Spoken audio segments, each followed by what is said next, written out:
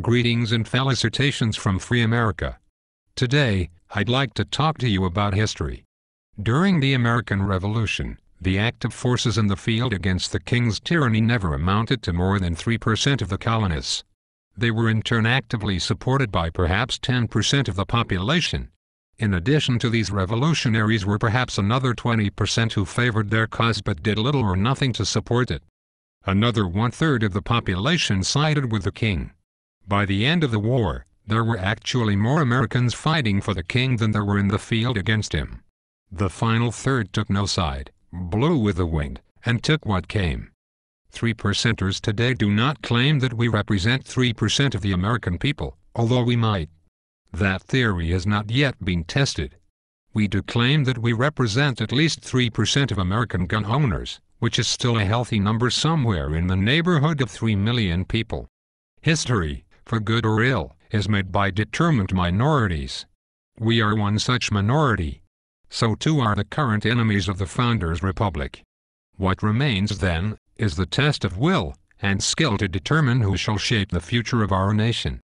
The 3% today are gun owners who will not disarm, will not compromise, and will no longer back up at the passage of the next Gun Control Act.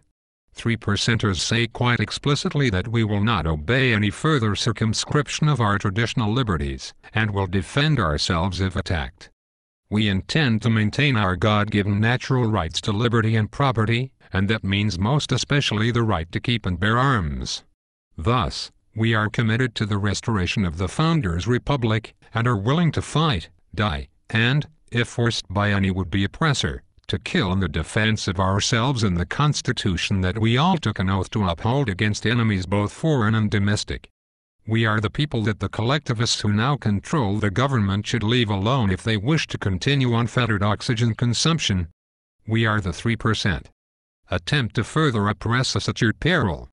To put it bluntly, leave us the hell alone. Or, if you feel froggy, go ahead and watch what happens. The 3% are the folks the founders counted on to save the republic when everyone else abandoned it. And we will. There will be no more free Wacos, and no more free Katrinas, for we are the 3%. We will not disarm. You cannot convince us. You cannot intimidate us. You can try to kill us, if you think you can. But remember, we'll shoot back.